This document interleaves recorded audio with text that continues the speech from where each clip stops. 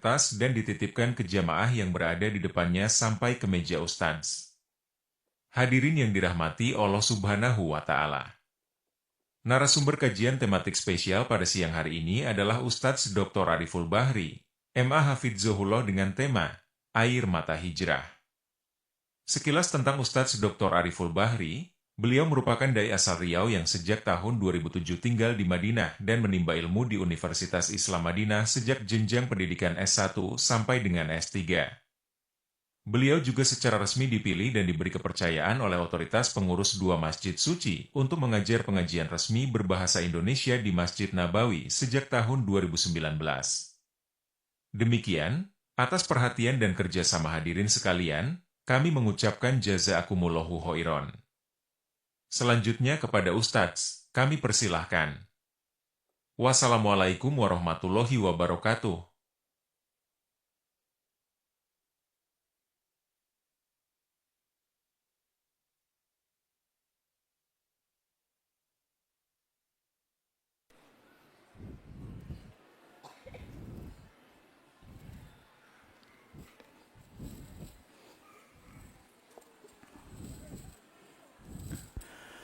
Bismillahirrahmanirrahim. Assalamualaikum warahmatullahi wabarakatuh. Innal hamdalillah nahmaduhu wa nasta'inuhu wa nastaghfiruh wa na'udzu billahi min shururi anfusina wa min sayyiati a'malina. Man yahdihillahu fala mudilla lahu wa man yudlil fala hadiya lahu. Ashhadu an la ilaha illallah wahdahu la syarika lahu وأشهد أن محمدًا عبده ورسوله لا نبي بعد أما بعد يا أيها الذين آمنوا اتقوا الله حق تقاته ولا تموتن إلا وأنتم مسلمون يا أيها الناس اتقوا ربكم الذي خلقكم من نفس واحدة وخلق منها زوجها وبث منهما رجالًا كثيرًا ونساء واتقوا الله الذي تساءلون به والأرحام إن الله كان عليكم رقيبًا يا أيها الذين آمنوا اتقوا الله وقولوا قولا سديدا يصلح لكم أعمالكم ويغفر لكم ذنوبكم ومن يطع الله ورسوله فقد فاز فوزا عظيما أما بعد فإن أصدق الحديث كتاب الله وخير الهدي هدي محمد صلى الله عليه وسلم وشر الأمور محدثاتها فإن كل محدثة بدعة وكل بدعة ضلالة. Ikhwatal Islam, saudara kaum muslimin, kaum muslimat, ikhwani, akhawati, rahimani wa rahimakumullah. Alhamdulillah, kita bersyukur kepada Allah Subhanahu wa taala di sore hari ini Allah Subhanahu wa taala kembali memberikan kemudahan kepada kita bersama untuk memanfaatkan waktu yang ada dalam rangka beribadah kepada Allah Subhanahu wa taala. Dan tidak ada ibadah yang paling mulia kecuali duduk di masjid Allah Subhanahu wa taala. Kita berzikir di dalamnya, kita membaca ayat-ayat Al-Qur'an, kita membaca hadis-hadis Nabi sallallahu alaihi wasallam. Dan di antara waktu yang paling mulia adalah di sore hari. Karena ada siang hari, ada malam hari.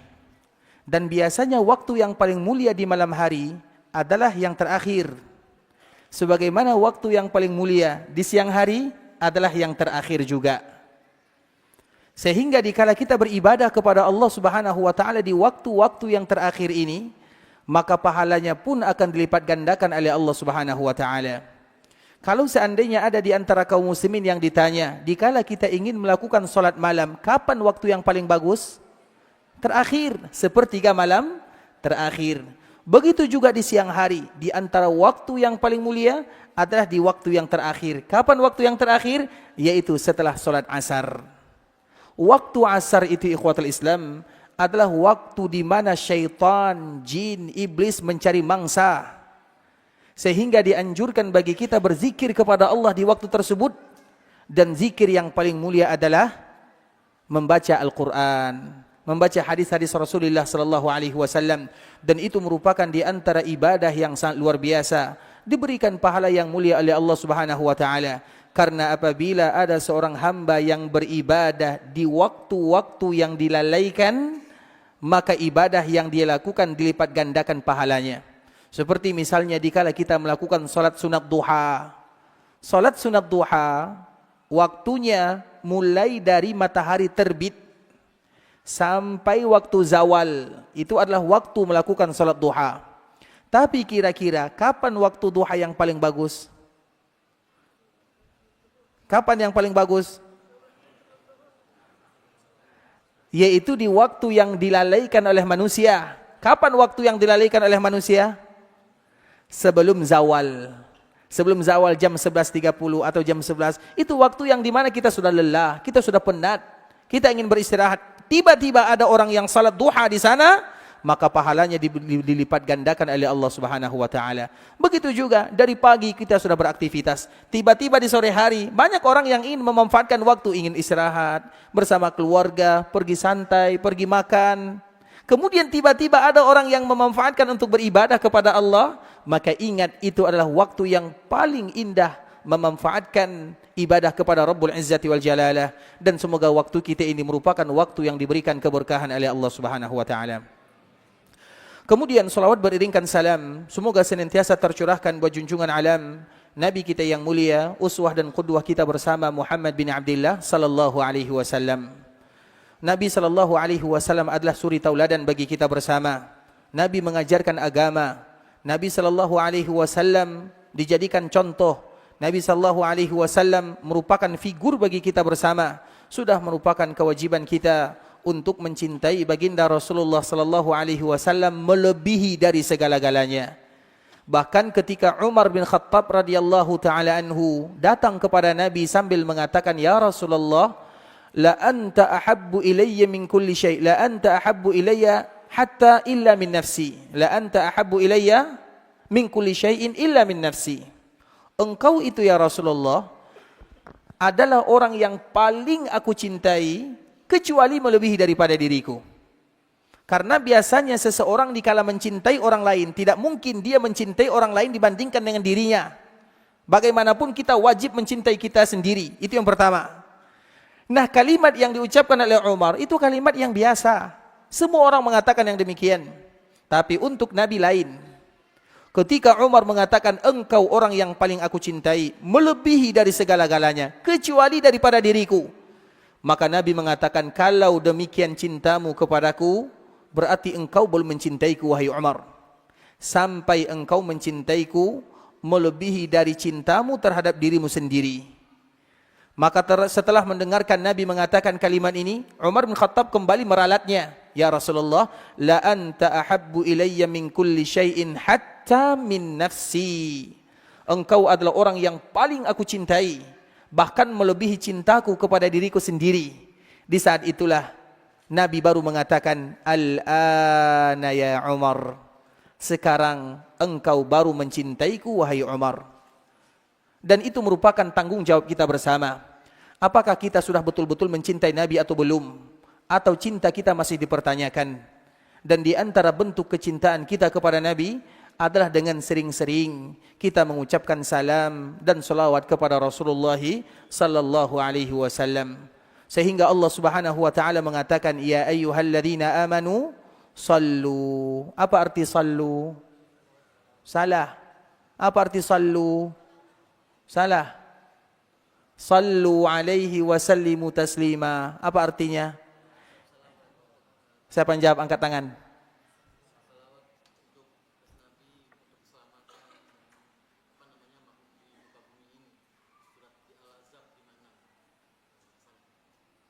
Masih salah.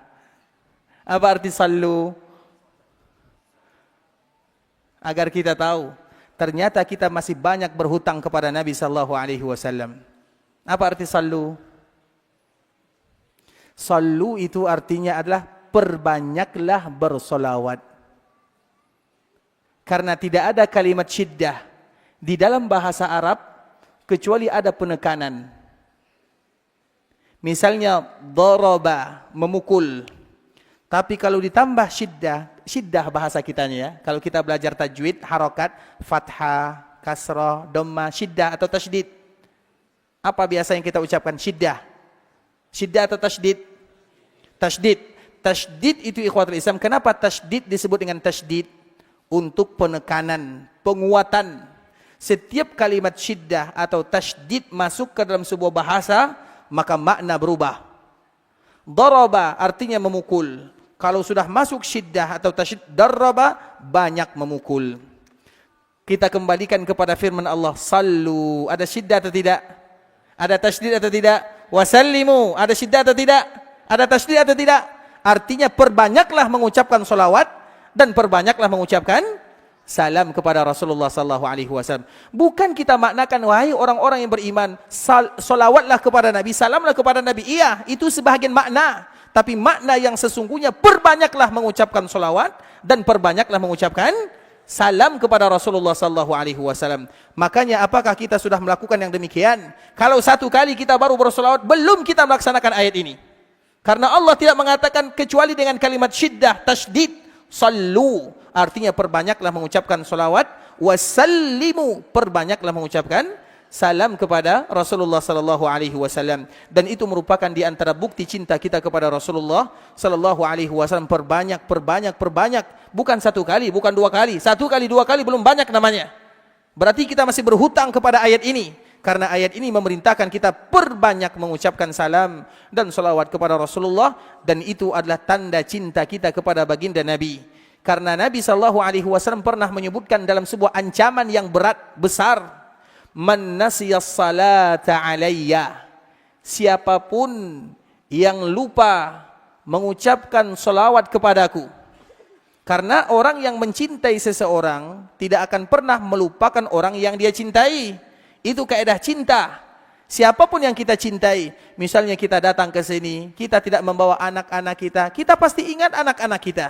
Kita ingat keluarga kita, kita ingat orang tua kita. Kenapa kita selalu ingat? Karena mereka adalah orang-orang yang kita cintai. Orang yang kita cintai tidak mungkin kita lupakan. Dan manusia yang pertama kali kita cintai adalah Rasulullah sallallahu alaihi wasallam. Maka kalau ada orang yang tidak bersolawat, berarti tanda mereka lupa kepada nabinya. Dan kalau mereka lupa, khati'a tariqal jannah, maka nanti salah langkahnya menuju surga. Kalau kita salah melangkah menuju surga, kita akan melangkah kemana? Tidak ada yang ketiga kecuali surga dan neraka. Sehingga di antara salah satu manfaat mengucapkan dan memperbanyak mengucapkan salawat kepada Nabi adalah kita balikkan hadis ini. Karena hadisnya berbunyi, barang siapa man nasiyas salata alayya, barang siapa yang lupa bersalawat kepadaku, salah melangkah menuju surga. Kebalikannya, barang siapa yang tidak lupa bersalawat kepada Nabi, maka mudah langkahnya menuju surga. Sehingga para ulama menyebutkan di antara salah satu keutamaan orang yang memperbanyak mengucapkan salawat kepada Nabi, dimudahkan langkahnya masuk ke dalam surga. Dan semoga Allah masukkan kita bersama ke dalam surganya. Amin amin ya rabbal alamin. Allahumma salli ala Muhammad wa ala ahli baitihi wa ala azwajihi wa dhurriyyatihi kama sallaita ala Ibrahim wa ala ali Ibrahim innaka Hamidum Majid. Allahumma barik ala Muhammad wa ala ahli baitihi wa ala azwajihi wa dhurriyyatihi kama barakta ala Ibrahim wa ala ali Ibrahim innaka Hamidum Majid. Ikhwatal Islam, saudara kaum muslimin, kaum muslimat, Bapak Ibu rahimani wa rahimakumullah. Pada kesempatan kali ini, pembahasan yang akan kita angkat adalah motivasi kepada kaum muslimin untuk selalu kembali kepada Allah Subhanahu wa taala. Dan alhamdulillah, di antara salah satu nikmat yang paling indah Allah Subhanahu wa taala hadiahkan kepada kita adalah dengan kita berada di dalam agama Islam. Agama Islam itu Bapak Ibu merupakan hadiah dari Allah Subhanahu wa taala. Baik kita lahir dalam keadaan Islam atau Allah berikan kepada kita hidayah menuju Islam, itu adalah nikmat yang luar biasa dari Allah Subhanahu wa taala. Mengapa demikian ikhwatul Islam? Karena kalau kita tidak berislam, kita tidak mengucapkan kalimat tauhid, maka kita tidak ada jalan menuju surga Allah Subhanahu wa taala, tidak ada. Allah Subhanahu wa taala mengharamkan surga kecuali bagi mereka yang mengucapkan kalimat tauhid. Karena kalimat tauhid itu adalah kunci daripada pintu surga. Kalimat la ilaha illallah Muhammadur Rasulullah itu kuncinya. Tinggal bagaimana kita berusaha memaksimalkan kalimat ini untuk mendekatkan diri kepada Allah Subhanahu wa taala. Sehingga ikhwatul Islam, di antara salah satu nikmat yang paling indah Allah Subhanahu wa taala berikan kepada kita bersama adalah nikmat Islam itu sendiri. Allah berikan kepada kita hidayah. Dan ada kewajiban kita yang kedua, yaitu bagaimana kita bisa mempertahankan Islam untuk selama-lamanya. Sehingga Allah Subhanahu wa taala menyebutkan ihdinas siratal mustaqim. Ya Allah, berikan kepada kami petunjuk agar kami berada di jalan yang lurus. Jalan yang lurus itu yang pertama adalah Islam. Dan alhamdulillah kita sudah berada di dalam agama Islam. Tinggal kewajiban kita yang kedua, bagaimana kita bertahan di dalam agama Islam. Dan tidak ada di antara kita yang bisa menjamin apakah kita tetap senantiasa berada dalam agama Islam atau nanti kita akan keluar dari agama Islam. Allahu a'lam, kita tidak tahu. Kita banyak menyaksikan ikhwatul Islam, banyak orang yang masuk ke dalam agama Islam, namun di ujung hayatnya, di masa tuanya, dia meninggalkan agama Islam. Dia mengatakan Islam seperti ini, Islam seperti itu. Maka bertahanlah di asal Islam, karena Allah mengatakan wala tamutunna illa wa antum muslimun. Wafat dalam agama Islam, ikhwatul Islam, itu nikmat yang kedua. Setelah nikmat yang pertama adalah Islam, wafat di atas Islam itu nikmat yang kedua. Makanya di dalam sebuah doa, dikala kita sholat jenazah, ada berapa takbir? Ada 4 takbir. Itu yang masyhur bagi kita bersama. Kalau 5 takbir boleh atau tidak? Boleh atau tidak? Boleh.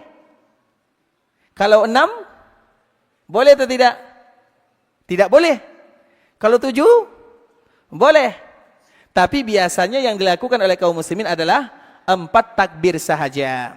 Itu yang masyhur dan itu yang diterapkan. Kemudian ikhwatal Islam, dikala kita takbir yang pertama, apa yang kita baca? Alhamdulillah. Takbir yang kedua, apa yang kita baca? Salawat kepada Nabi. Seolah-olah ini merupakan muqaddimah sebelum kita berdoa. Karena bagaimanapun muqaddimah doa adalah Al-Fatihah dan salawat kepada baginda Rasulullah sallallahu alaihi wasallam. Nah, pertanyaan yang ketiga, apa bacaan dikala kita berada di takbir yang ketiga?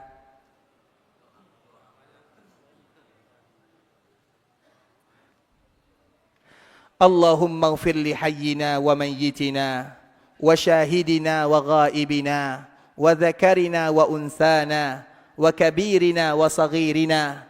Allahumma man ahyaitahu minna fa ahyihi 'alal iman wa man tawaffaitahu fatawaffihi 'alal islam. Kemudian baru doa yang lainnya. Allahumma ighfir lahu warhamhu wa'afihi wa'fu anhu wa akrim nuzulahu wa wasi' madkhalahu wa usilhu bil ma'i wassalji wal barad ila akhir doa. Itu adalah di antara doa yang kita baca dikala kita mensalatkan saudara kita yang sudah meninggal. Ada yang hafal doanya? Kalau Allah maghfirlahu saja ikhwatul Islam itu doa biasalah, biasa dihafal oleh seluruh kaum muslimin. Tapi doanya Allahumma ighfir li hayyina wa mayyitina wa syahidina wa ghaibina wa dzakarina wa unsana wa kabirina wa saghirina. Allahumma man ahyaitahu minna fatawaffihi 'alal iman wa man tawaffaitahu minna fatawaffihi 'alal islam. Kemudian baru kita sambung dengan doa-doa yang biasa kita baca. Ada yang hafal? Kayaknya tidak pernah salat jenazah kita ya. Berarti kalau kita jarang salat jenazah ke sini, bagaimana supaya kita selalu salat jenazah? Datang ke Mekah Madinah. Iya atau tidak? Karena di Mekah Madinah setiap hari, setiap salat orang melakukan salat jenazah. Kalau di kampung kita tidak mungkin setiap hari kita doakan ada yang mati. Kenapa demikian? Agar kita tahu apa makna daripada doa ini. Agar kita tahu ternyata dikala kita mensalatkan saudara kita yang sudah meninggal, manfaatnya bukan untuk dia sahaja, tapi untuk kita. Makanya artinya apa? Allahumma ighfir li hayyina wa mayyitina. Ya Allah, ampunkan dosa kami yang masih hidup. Ampunkan dosa kami yang sudah meninggal. Wa syahidina wa ghaibina. Ampunkan dosa kami yang hadir. Ampunkan dosa kami yang tidak hadir. Wa dzakarina wa unsana. Ampunkan dosa kami yang laki-laki dan juga yang perempuan. Wa kabirina wa saghirina. Ampunkan dosa kami yang dewasa, yang besar. Ampunkan dosa kami yang juga masih kecil. Allahumma man ahyaitahu minna fatawaffihi 'alal iman. Siapapun di antara kami yang engkau berikan umur panjang, panjangkan umur kami dalam keadaan iman. Karena bagaimanapun kita ingin hidup dalam melakukan kebaikan kepada Allah Azza wa Jalla. Kita hidup, bukan hanya hidup ini ikhwatul Islam, bukan milik kita. Hidup kita ini milik Allah Azza wa Jal. Kita hidup, Allah yang memberikan kehidupan, dan Allah memerintahkan kita untuk taat akan aturan. Sehingga hidup ini adalah milik Allah Subhanahu wa Ta'ala, bukan milik kita. Dan hidup kita cuma sekali. Sehingga Allah Subhanahu wa Ta'ala menyebutkan, "Afa hasibtum annama khalaqnakum abasa wa annakum ilaina la turja'un?" Apakah kalian menganggap kami ciptakan kalian hanya untuk bermain, tidur, bermain, pergi jalan-jalan? Apakah itu untuk kami ciptakan kalian? Untuk itukah kami ciptakan kalian? Seolah-olah Allah bertanya kepada kita, "Apa hasibtum annama khalaqnakum abasa wa annakum ilaina la turja'un?" Kemudian nanti kalian tidak akan kembali kepadaku, kata Allah. Seolah-olah Allah mengingatkan bahwa kalian hidup untuk Allah. Kita bukan hidup untuk dunia. Kita bukan hidup untuk harta. Kita bukan hidup untuk keluarga. Tapi kita hidup untuk Allah Subhanahu wa Ta'ala. Begitu juga di dalam ayat yang lain. Ayahsabul insanu an yutraka sudah. Apakah kalian menganggap kami akan meninggalkan kalian begitu saja? Tidak. Kita diciptakan, ada pertanggungjawaban. Suatu saat nanti kita akan meninggal. Dan dikala kita meninggal, pasti ditanya oleh Allah Subhanahu wa Ta'ala. Maka dari situlah kita berdoa, Allahumma man ahyaitahu minna fa ahyi 'alal iman. Ya Allah, kalau seandainya kami masih ada umur panjang, panjangkan umur kami dalam keadaan beriman. Apa makna dalam keadaan beriman? Agar kami selalu melakukan kebaikan, agar kami hidup untuk beribadah kepadamu. Wa man tawaffaitahu minna fatawaffihi 'alal Islam. Dan kalau sekiranya ada di antara kami yang engkau cabut nyawanya, cabut nyawa kami dalam keadaan Islam. Itulah makna wala tamutunna illa wa antum muslimun. Sehingga di antara salah satu doa yang diajarkan oleh Nabi sallallahu alaihi wasallam, Allahumma ahyina muslimin wa tawaffana muslimin wa alhiqna bis salihin.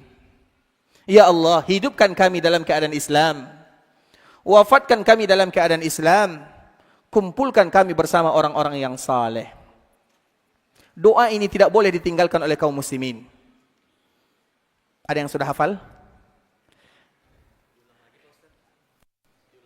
Nah, ini yang mengulangnya. Silahkan maju. Masya Allah, silahkan. Bacanya di sini ya. Taib. Silakan. Berdiri. Allahumma ahyina muslimin wa tawaffana muslimin wa alhiqna bis solihin. Artinya, ya Allah, hidupkanlah saya dalam keadaan Islam, wafatkanlah dalam keadaan Islam, dan kumpulkanlah bersama orang-orang soleh. Masya Allah, sudah. Silakan ganti saya di sini. Yang mana hadiahnya, Masya Allah, ini atau ini? Silakan dipilih. Dua-duanya boleh, silakan. Masya Allah. Silakan. Boleh, silakan. Baik. Doa ini tidak boleh dihafal. Tidak ada di antara kita yang keluar dari masjid ini kecuali kita sudah hafal doanya. Allahumma ahyina muslimin. Ya Allah, hidupkan kami dalam keadaan Islam. Wa tawaffana muslimin. Wafatkan kami dalam keadaan Islam. Wa alhiqna bis salihin. Kumpulkan kami bersama orang-orang yang saleh. Sudah hafal doanya? Kita ulang lagi ya. Ini penting ikhwatul Islam. Ini metode dalam kehidupan kita. Iya, mungkin kita merasa diri kita tidak banyak ibadahnya. Kita merasa banyak kesalahan yang kita lakukan. Tapi paling tidak kita bermohon kepada Allah agar kita selalu berada di dalam Islam. Hidup dalam Islam, wafat dalam Islam, meninggal dalam keadaan Islam. Allahumma ahyina muslimin wa tawaffana muslimin wa alhiqna bis salihin. Sudah hafal semuanya? Nanti usahakan ikhwatul Islam jangan ada di antara kita yang tidak hafal, karena ini merupakan di antara doa yang wajib kita minta kepada Allah Subhanahu wa Ta'ala. Mengapa kita berdoa seperti ini? Apakah kita merasa menjamin diri kita akan diwafatkan oleh Allah dalam keadaan Islam? Belum tentu. Kami sebutkan ikhwatul Islam. Imam Al-Qurtubi rahimahullahu ta'ala di dalam tafsirnya pernah bercerita tentang salah seorang pemuda Pemuda ini pekerjaannya adalah sebagai seorang muazzin. Dia muazzin masjid. Dulu kalau azan, biasanya orang azan berada di atas menara karena tidak ada pengeras suara. Jadi terpaksa dia naik di atas misalnya lantai 2 atau lantai 3. Kemudian dia berteriak Allahu Akbar, Allahu Akbar, Allahu Akbar. Dia seorang muazzin dan muazzin itu pahalanya luar biasa. Apa kata Nabi SAW? Al-muazzin mu'taman wal imamu dhamin. Muazzin itu adalah orang yang amanah. Wal imamu dhamin. Imam itu adalah penjamin. Kemudian apa kata hadis Nabi SAW dalam riwayat yang lainnya? Atwalu a'naqan yaumal qiyamah. Orang muazzin itu adalah orang yang paling panjang lehernya di hari kiamat. Apa makna paling panjang? Paling mudah diperhatikan oleh Allah Subhanahu wa taala. Karena dialah yang berseru kebaikan, membuka pintu kebaikan, memanggil manusia untuk melaksanakan ibadah salat. Kalau ada muazzin Allahu Akbar, Allahu Akbar, kemudian datang kaum muslimin ke masjid, semua yang salat di dalam masjid, dia mendapatkan pahalanya karena dia yang memanggilnya. Mau tidak jadi muazzin? Betul nih. Baik. Jadi muazzin ini, dikala dia azan suatu ketika, agar kita tahu, dia naik. Kemudian dikala dia azan, dia ingin turun dari masjid. Dikala dia turun, ternyata ada tetangga. Tetangga ini bukan beragama Islam, tetangga beragama Nasara. Kemudian ikhwatul Islam, dikala dia turun dari masjid, dia melihat ada salah seorang wanita. Wanita ini beragama Nasara. Kemudian jatuh hatinya kepada wanita ini. Karena kalau sudah jatuh hati, semuanya dilakukan.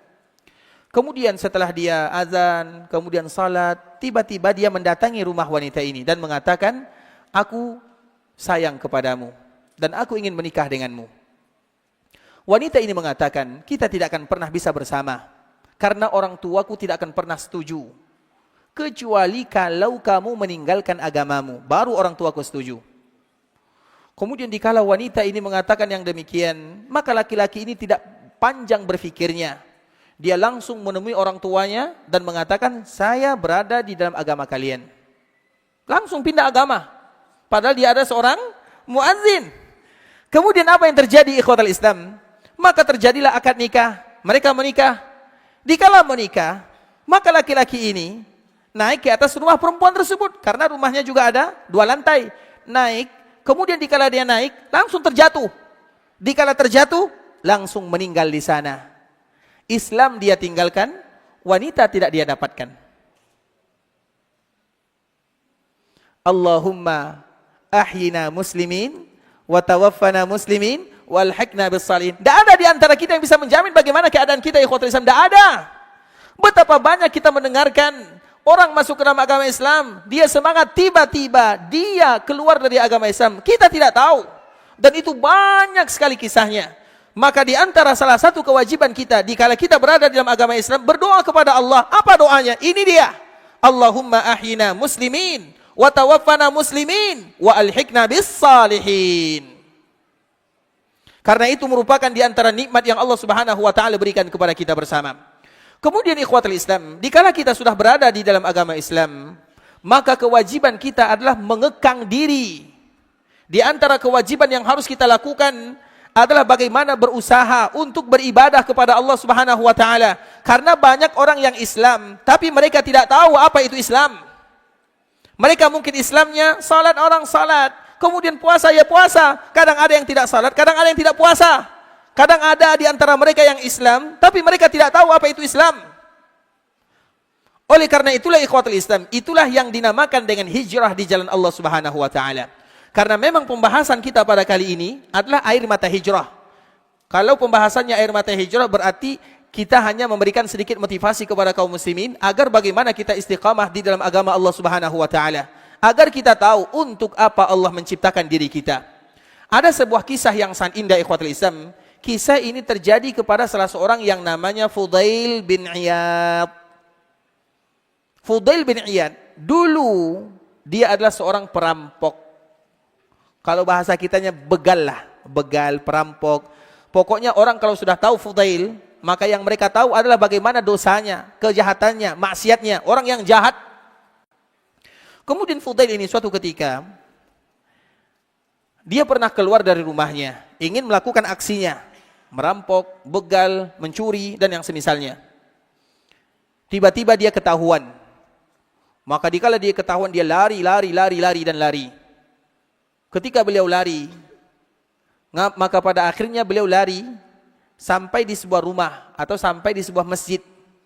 Kebetulan dia mendengarkan firman Allah Subhanahu wa taala berbunyi, "Alam ya'ni lil ladzina amanu an takhsha'a qulubuhum li dzikrillah."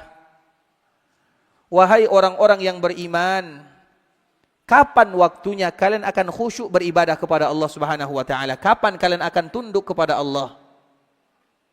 Dikala dia mendengarkan ayat ini, seolah-olah masuk ayat ini ke dalam hatinya. Dan itu adalah panggilan Allah untuk dirinya. Seolah-olah dia mengatakan kepada dirinya, wahai diri, kira-kira sampai kapan kamu akan melakukan maksiat? Kira-kira sampai kapan kamu jauh dari Allah Subhanahu wa taala? Kira-kira sampai kapan kamu melakukan hal-hal yang tidak diridai oleh Allah Subhanahu wa taala? Kira-kira sampai kapan kamu tidak mau salat, tidak mau berpuasa, tidak mau beribadah, jauh dari agama? Sampai kapan kalian akan melakukan seperti ini? Apakah nanti kalian menjamin kalau umur 40 tahun aku akan beribadah? Apakah kalian menjamin kalau nanti umurnya 50 tahun kami akan beribadah? Siapa di antara kita yang bisa memberikan jaminan kalau umur 50 tahun, 60 tahun akan beribadah? Tidak ada yang tahu. Sehingga dikala dibacakan ayat ini, alam ya'ni lilladzina amanu an takhsha'a qulubuhum li dzikrillah. Wahai orang-orang yang beriman, sampai kapan kalian akan lalai? Sampai kapan kalian akan sibuk dengan dunia? Sampai kapan? Sampai kapan? Dikala ayat ini terdengarkan, maka di saat itulah Fudail menangis. Kemudian mengatakan, al-an, sekarang ya Allah, sekarang waktunya. Sekarang waktunya. Coba bayangkan, seorang perampok, seorang begal, orang yang jahat terkenal dengan keburukannya. Dikala dia mendengarkan sepenggal ayat dari Allah Subhanahu wa taala, langsung dia mengatakan, sekarang ya Allah, sekarang. Kemudian setelah dia mengatakan yang demikian, maka dia mengikrarkan dirinya untuk hijrah di jalan Allah Subhanahu wa taala. Dia meninggalkan kampung halamannya dan dia pergi ke sebuah tempat yang bernama Mekkah dan Madinah. Maka dari situlah dia terkenal dengan Abidul Haramain, orang yang beribadah di dua tanah haram. Siapa beliau? Fudail bin Iyad. Dikala dia meninggalkan kampung halamannya, beribadah ke dua tanah haram, maka dikala beliau berada di tanah haram, tentunya banyak manfaat yang beliau dapatkan. Belajar agama di sana, membaca ayat-ayat Al-Quran, mendengarkan hadis-hadis Nabi. Maka semenjak itulah beliau menjadi ulama dan orang yang rajin beribadah kepada Allah Subhanahu wa taala. Itulah yang dikenal dengan Fudail bin Iyad. Dari sinilah para ulama menyebutkan, ikhwatul Islam, siapapun kaum muslimin, mereka harus hijrah kepada Allah Subhanahu wa taala. Dan hijrah itu terbagi kepada beberapa bagian. Ada hijrah yang masanya sudah habis, yaitu hijrahnya Nabi SAW dari Mekah menuju Madinah. Sehingga dikala Nabi hijrah, terkenallah ada dua kelompok besar. Yang pertama disebut dengan kaum muhajirin, dan yang kedua disebut dengan kaum al-ansar. Maka sahabat Nabi itu ada tiga. Yang pertama sahabat Nabi disebut dengan muhajirun, yang kedua sahabat Nabi disebut dengan al-ansar, dan yang ketiga sahabat Nabi disebut dengan siapa? Dengan apa? Kalau tidak muhajirin, kalau tidak ansar, apa namanya? Khulafa? Siapa yang jawab, angkat tangan? Apa namanya, Pak? Khulafaur Rasyidun. Bukan muhajirin, bukan ansar. Nama yang lain adalah? Masya Allah, barakallahu fiik, Allah yahfadakum. Bisa Masya Allah, sehat selalu Pak ya. Tapi jawabannya salah ya. Khulafaur Rasyidun, Abu Bakar, Umar, Utsman, Ali, semua mereka masuk ke dalam kategori muhajirin atau ansar? Muhajirin. Makanya sahabat Nabi terbagi tiga, muhajirin, ansar, yang ketiga apa namanya? Khulafaur Rasyidun. Sudah salah tadi ya. Nah Bapak nak, Masya Allah, sini. Masya Allah, sini. Masya Allah. Siapa namanya nak? Masya Allah, siapa pegang nih nak? Masya Allah, siapa namanya? Naufal Rijalul Qad Effendi. Berapa hafalannya? 3 juz. Coba bacakan yang paling mudah, yang kamu lancar. A'udzubillah. A'udzu billahi minasyaitonir rajim. Bismillahirrahmanirrahim. قد سمع الله قول التي تجادلك في زوجها وتشتكي إلى الله والله يسمع تهاوركما إن الله سميع بصير الذين يظاهرون منكم من نسائهم ما هن أمهاتهم إن أمهاتهم إلا اللائي ولدنهم وإنهم ليقولون منكرا من القول وزورا وإن الله لعفو غفور يا أيها الذين آمنوا قوا أنفسكم وأهليكم نارا وقودها الناس والحجارة سنسمه على الخرطوم إنا بلوناهم كما بلونا أصحاب الجنة إذ أقسموا ليصرمنها مصبحين أفلا ينظرون إلى الإبل كيف خلقت وإلى السماء كيف رفعت Ahsan. Apa yang kamu mau hadiah, nak? Mau hadiah apa kamu? Mau hadiah apa? Terserah Ustaz ya. Buku, duit, apa lagi? Dua-duanya juga, ambillah semuanya. Nah, ini Masya Allah. Sehat selalu, nak ya. Masya Allah. Insya Allah semua. Doakan aku masuk ke UIM ya. Amin ya Rab, Masya Allah. Semoga Allah jaga ya menjadi anak soleh dan juga seluruh anak kaum muslimin. Baik. Tapi jawabannya salah tadi, nak ya. Tetap salah ya, tetap ya. Baik. Masya Allah, barakallahu fiik.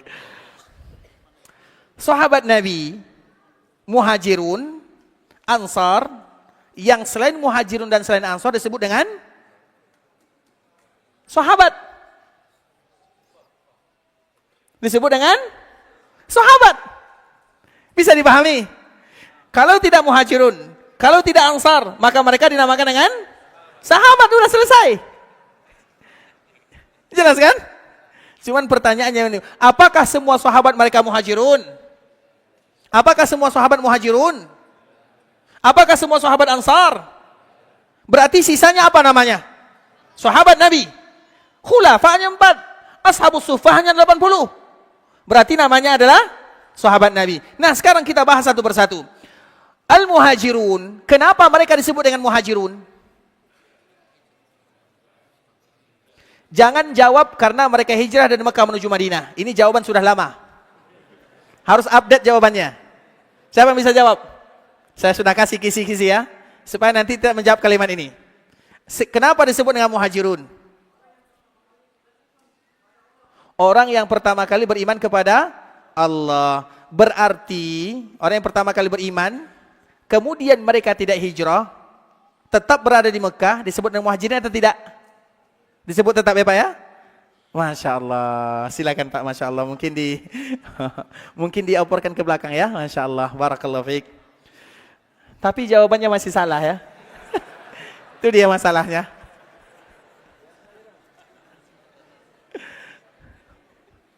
Orang Muhajirun itu ikhwatul Islam adalah orang yang hijrah dari Mekah menuju Madinah sebelum terjadinya Fathu Makkah. Bisa dipahami? Fathu Makkah itu terjadi tahun keberapa? Nah, ini baru betul nih. Masya Allah, silakan ini baru betul ya, silakan Masya Allah. Fathu Makkah itu terjadi tahun ke-8 Hijriah. Berarti siapapun yang hijrah dari Mekah menuju Madinah setelah terjadi Fathu Makkah, maka apakah mereka disebut dengan Muhajirun? Tidak. Mengapa demikian ikhwatul Islam? Karena dikala kaum muslimin hijrah dari Mekah menuju Madinah, sebelum kota Mekah menjadi milik Nabi SAW, itu perjuangannya berat, tidak ringan. Kalau setelah terjadi Fathu Makkah, itu ringan. Karena Makkah sudah menjadi milik kaum muslimin. Tapi sebelum menjadi milik kaum muslimin, tiba-tiba ada yang hijrah, itu berat sekali ikhwatul Islam. Maka siapapun yang hijrah dari Mekah menuju Madinah sebelum terjadi Fathu Makkah, maka mereka disebut dengan Muhajirun. Siapapun yang meninggalkan Mekah menuju Madinah sebelum terjadi Fathu Makkah, mereka disebut dengan Muhajirun. Kalau ada di antara mereka yang meninggalkan Mekah menuju Madinah setelah terjadinya Fathu Mekah, apa namanya? Sahabat yang Karena banyak juga orang Mekah menuju Madinah, terutama setelah terjadi Fatu Mekah, mereka juga tetap disebut dengan hijrah, tapi tidak disebut dengan muhajirun. Karena kalimat muhajirun itu mulia, dan mereka diabadikan oleh Allah Subhanahu wa taala di dalam Al-Qur'an, di dalam hadis. Setiap kali Allah ingin memuji kaum muslimin, maka Allah akan mulakan dengan muhajirun. Setiap kali Allah memuji kaum muslimin, muhajirun pertama kali dipuji. Karena muhajirun, mereka adalah muhajirun, dan muhajirun adalah orang-orang al-ansar. Makanya orang muhajirun mereka adalah orang ansar, dan orang ansar bukan orang muhajirun. Sehingga orang muhajirun mereka mendapatkan dua pahala. Pahala hijrah dari Mekah menuju Madinah, dan pahala mereka menolong baginda Rasulullah sallallahu alaihi wasallam. Hijrah itu tidak mudah, ikhwatul Islam, sulit sekali. Salah satu contohnya adalah putri Nabi sallallahu alaihi wasallam. Putri Nabi itu ada 4. Yang pertama Zainab, yang kedua Ruqayyah, yang ketiga Ummu Kulsum, dan yang keempat adalah Fatimah radhiyallahu taala anhunna. Zainab adalah putri Nabi yang pertama, dan dia memiliki seorang suami. Siapa nama suaminya? Masya Allah, Abul As. Masya Allah, barakallahu fiik, Allah yahfadak. Suaminya adalah Abul As. Kemudian Ruqayyah, siapa suaminya? Sebelum Utsman. Sebelum Utsman bin Affan. Siapa suaminya? Ada yang tahu?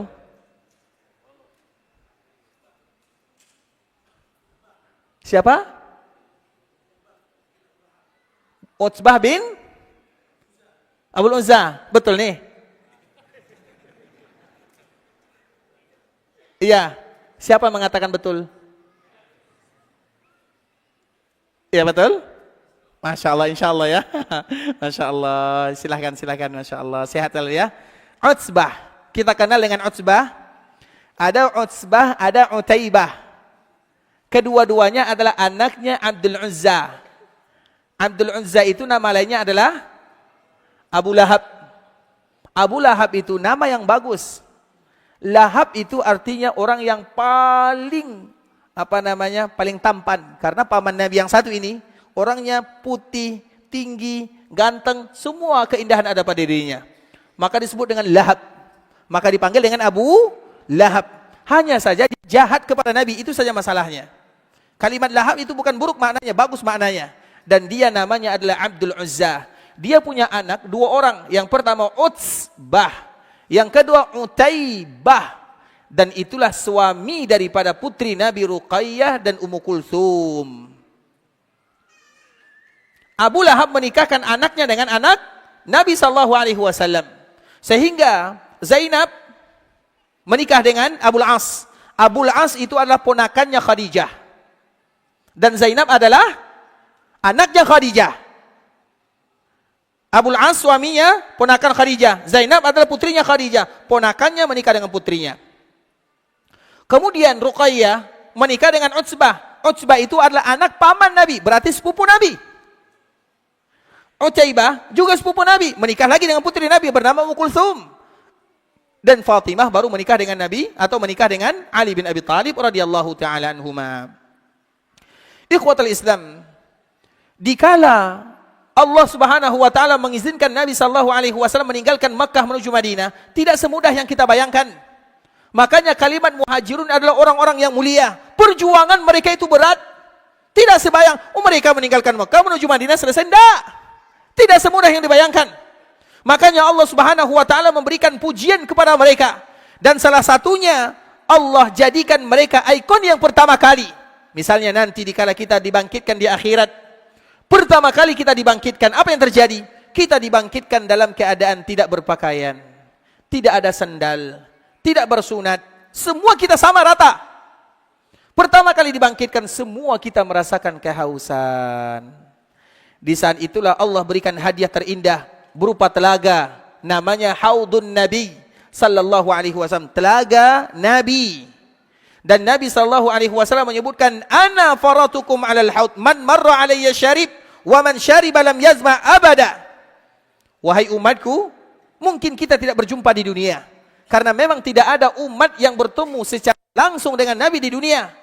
Nah, kalau kita tidak bertemu dengan Nabi di dunia, kapan pertemuan kita? Hadis ini, pertemuan kita bukti kita akan bertemu dengan Nabi. Kapan? Nabi menyebutkan, ana faratukum alal haud. Aku sudah mendahului kalian. Aku tunggu kalian di sana.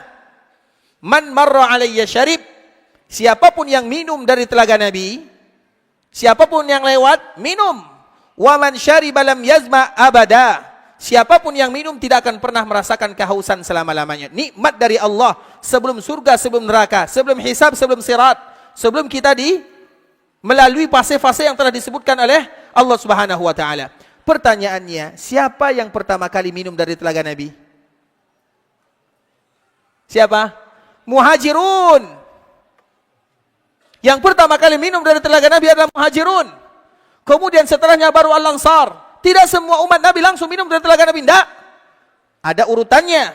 Dan urutan yang pertama adalah Muhajirun. Begitu juga urutan berikutnya. Urutan berikutnya adalah timbangan, urutan berikutnya adalah hisab, kemudian sirat, kemudian qantarah, pada akhirnya antara surga dan neraka. Dikala kita sampai di surga, tidak ada satupun yang berani masuk surga. Dan tidak akan ada orang yang bisa masuk surga. Berbeza dengan neraka. Kalau neraka lain ceritanya. Makanya Allah Subhanahu wa taala menyebutkan ayat yang semua kita hafal.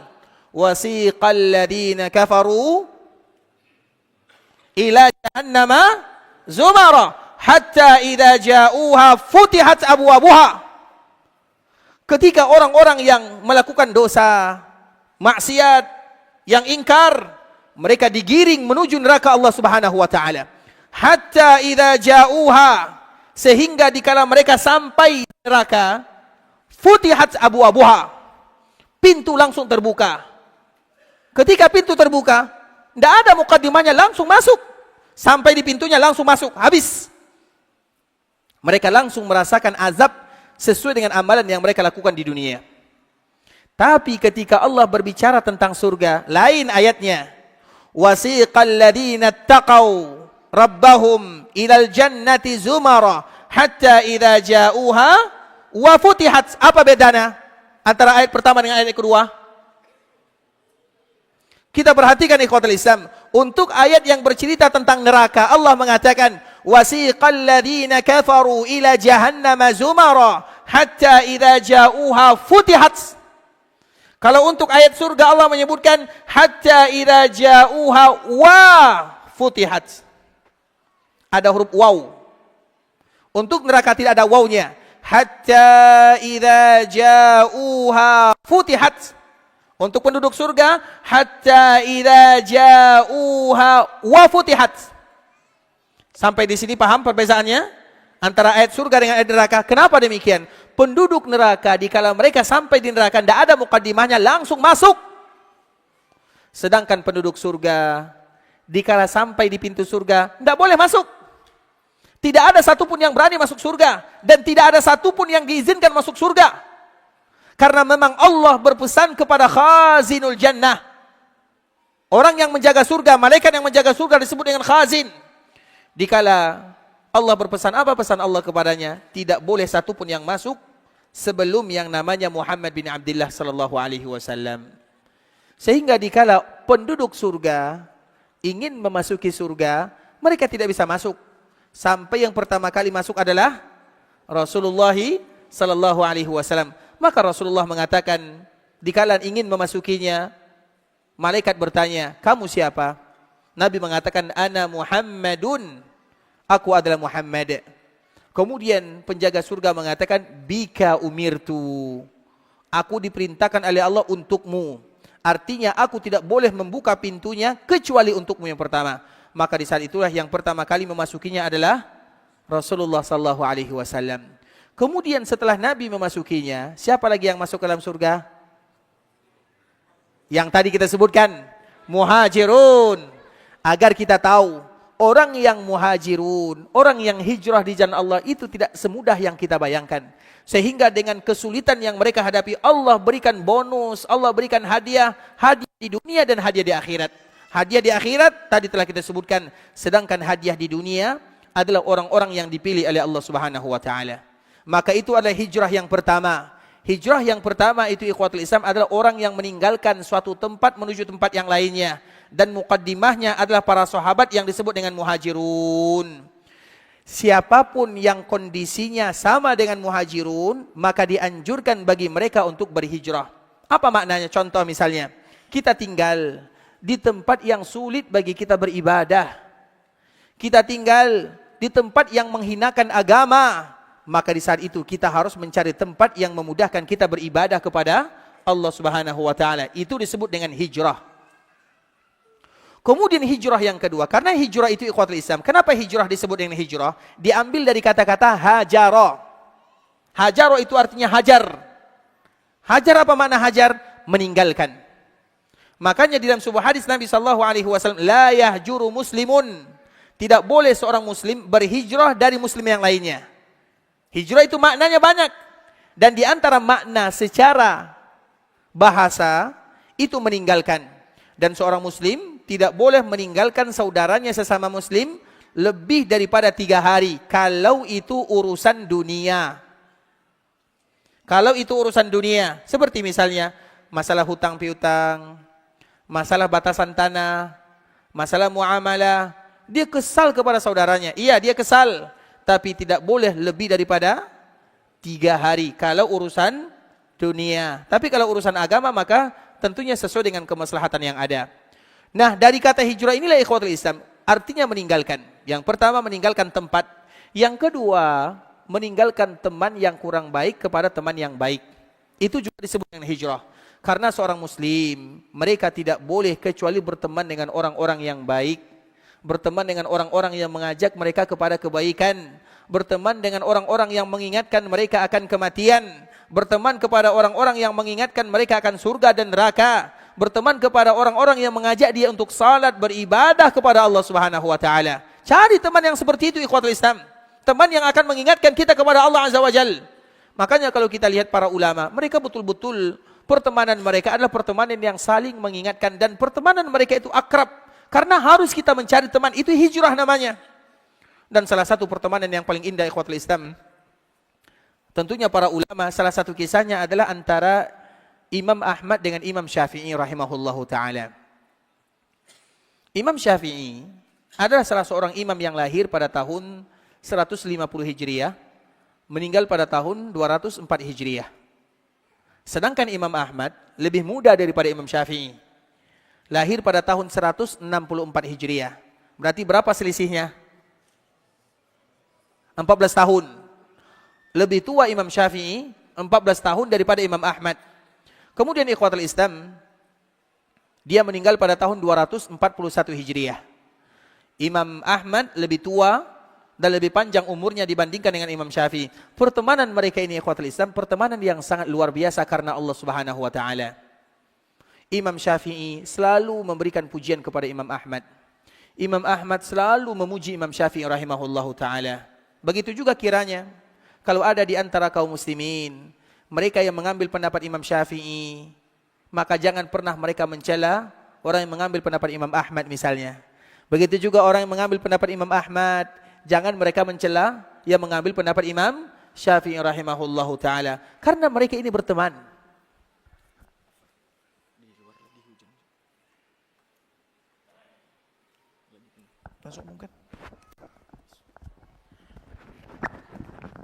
Assalamualaikum warahmatullahi wabarakatuh. Afwan kepada rekan-rekan semuanya untuk berdiri sejenak. Dikarenakan di luar sedang hujan, jadi mohon untuk berdiri sejenak. Semuanya kepada jamaah.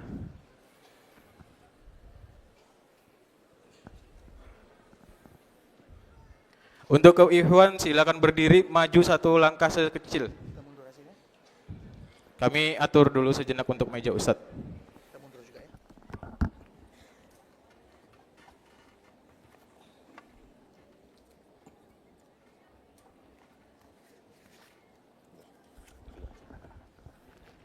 Nah, silahkan duduk kembali untuk para ikhwan. Jazakallah khairan. Untuk rekan-rekan bisa ngisi di bagian belakang, langsung ke arah sayap yang di belakang.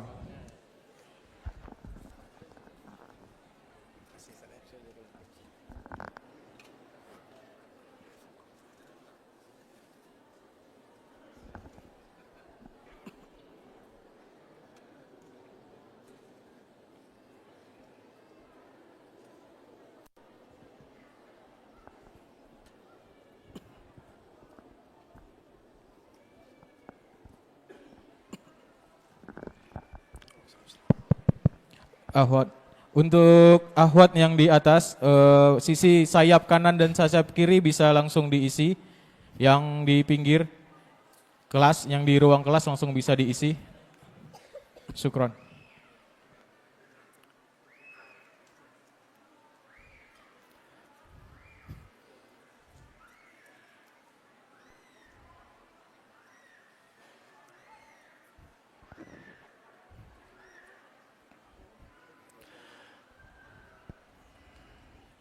Ikhwatal Islam, saudara kaum muslimin, kaum muslimat, ikhwani akhwati rahimani wa rahimakumullah.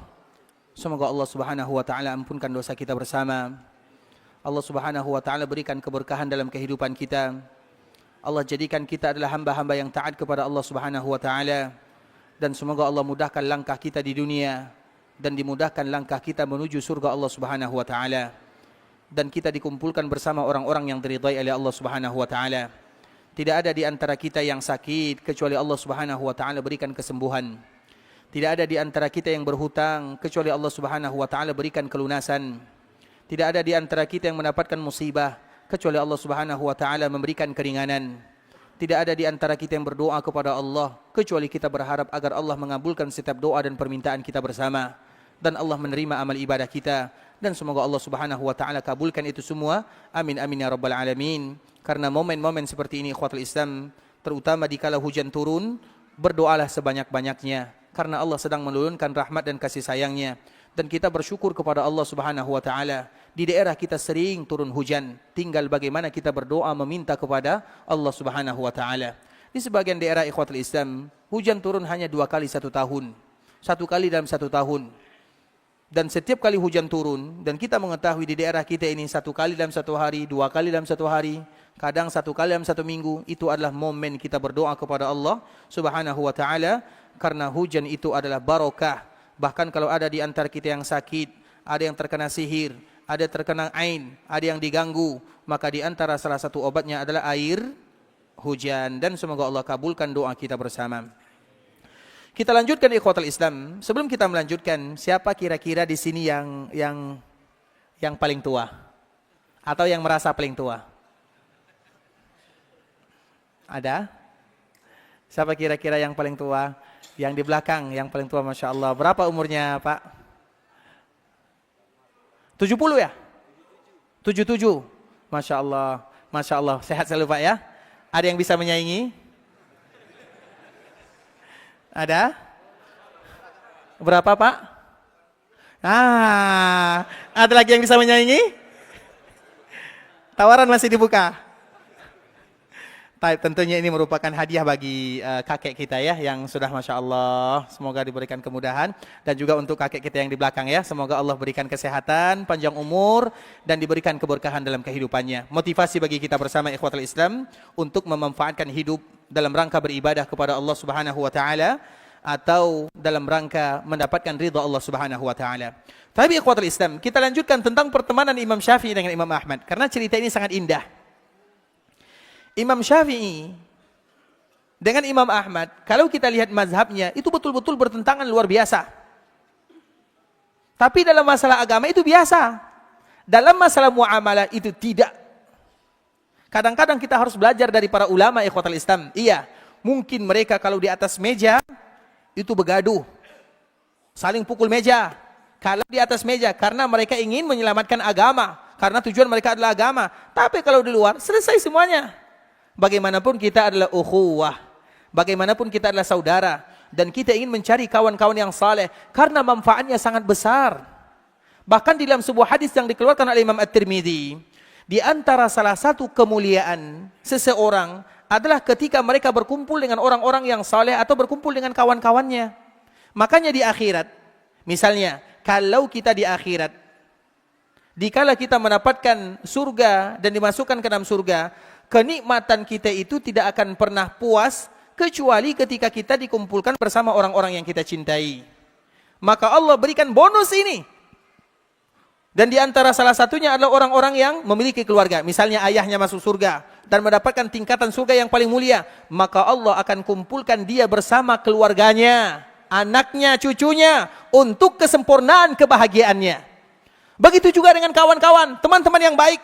yang ingin melakukan kebaikan. Kita harus mencari ukhuwah yang kuat, ikhwatul Islam. Ukhuwah di atas jalan Allah Subhanahu wa taala, sama-sama ingin kembali kepada Allah. Karena ukhuwah yang dibangun di atas kecintaan kepada Allah itu tidak berlangsung di dunia, di akhirat pun akan dikumpulkan kembali oleh Allah Subhanahu wa taala. Maka ada sebuah hadis yang dikeluarkan oleh Imam At-Tirmidzi, ketika yang masuk surga sudah masuk surga, yang di neraka sudah masuk neraka, tiba-tiba ada perkumpulan di surga. Mereka mengatakan, kira-kira mana kawan kita yang dulu? Jadi mereka berkumpul, karena di surga itu ikhwatul Islam, mereka juga bisa berkumpul. Dan mereka bercerita tentang dunia. Dulu kita punya kawan kurang lebih berlima, kita berempat, mana satu kira-kira? Maka dicari. Dan kita tahu, Allah akan memberikan kepada penduduk surga apa yang mereka inginkan. Kemudian ikhwatul Islam, maka mereka meminta kepada Allah, ya Allah, dulu kami di dunia itu ada berlima, tapi sekarang kami hanya berempat, mana kawan kami? Maka Allah mengatakan dan memperlihatkan ternyata kawannya berada di dalam api neraka. Iyazan billah. Kemudian mereka mengatakan, ya Allah, dulu kami sholat bersama, berpuasa bersama, beribadah bersama, juga melakukan kebaikan bersama-sama. Kumpulkan kami kembali bersama di akhirat sini, di surga ya Allah, kumpulkan kami kembali. Karena Allah mengabulkan setiap apa yang mereka inginkan, yang tadi berada di dalam api neraka, dikeluarkan oleh Allah Subhanahu wa ta'ala, dan pada akhirnya dia berada di dalam surga. Karena siapa? Karena Allah yang pertama, dan yang kedua karena syafaat saudara-saudaranya. Tapi dengan syarat, yusalluna kama nusalli. Nusalli kama yusallun. Mereka salat, kami juga salat. Sama-sama beribadah kepada Allah Subhanahu wa taala. Itulah kawan yang sesungguhnya. Dan itulah hijrah di jalan Allah Azza wa Jal. Hijrah meninggalkan teman yang kurang baik kepada teman yang baik, itu juga terhitung sebagai sebuah hijrah di jalan Allah Azza wa Jal. Cari kawan yang baik.